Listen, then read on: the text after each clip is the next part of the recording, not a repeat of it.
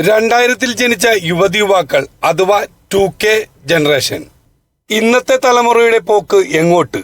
ലക്ഷ്യങ്ങളില്ല, കടപ്പാടില്ല, ബന്ധുക്കളില്ല, ബന്ധുക്കളെ ഇഷ്ടമല്ല, നാട്ടുകാരെ ഇഷ്ടമല്ല.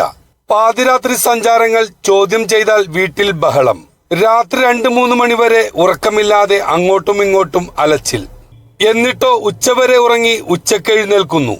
ചുരുക്കി പറഞ്ഞാൽ വീട്ടിൽ വളർത്തുന്ന നായയുടെ സ്വഭാവം. എന്നാൽ നായക്ക് യജമാനോട് നന്ദിയുണ്ട്, എന്നാൽ ഇവർക്ക് മാതാപിതാക്കളോട് ഒരു കടപ്പാടുമില്ല.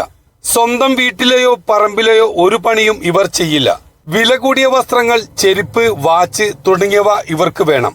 അധ്വാനിക്കാതെ പണമുണ്ടാക്കാൻ ലഹരി ഇടപാടിലേക്ക് ഇവരിറങ്ങും. സ്വന്തം സമ്പാദിക്കുന്ന തുക സ്വന്തം കാര്യത്തിന് മാത്രം. നിയമത്തോടും നിയമവ്യവസ്ഥയോടും പുച്ഛം. സ്വന്തം മതത്തിൽപ്പെട്ട ആചാരങ്ങളോടും സംവിധാനങ്ങളോടും അവഗണന. തിന്നാനുള്ളത് മേശയിൽ കിട്ടണം.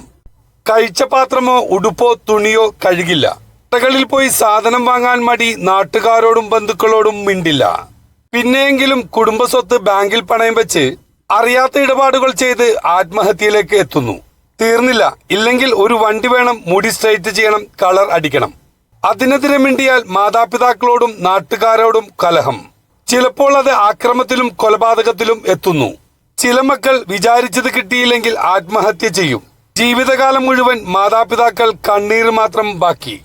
ഇതൊക്കെ ചൂണ്ടിക്കാണിക്കുന്നവരെ 8K ആളുകൾ തന്ത വൈബ് എന്ന് വിളിച്ച് ഇൻസ്റ്റഗ്രാമിൽ പോസ്റ്റ് ഇടും.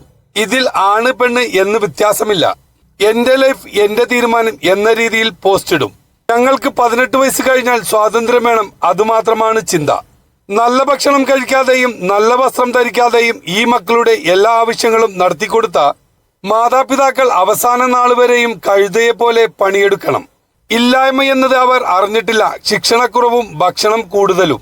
മാതാപിതാക്കളുടെ കൈവശം കാശില്ലെങ്കിലും കടം വാങ്ങി ഇവരുടെ എല്ലാ ആവശ്യങ്ങളും നടത്തിക്കൊടുക്കും. അവർ പറയുന്നത് അത്യാവശ്യമാണോ അനാവശ്യമാണോ എന്ന് പോലും ചിന്തിക്കാതെ. അവർ ചെയ്യുന്ന തെറ്റുകൾ ചെറുപ്പം മുതലേ തിരുത്തുക.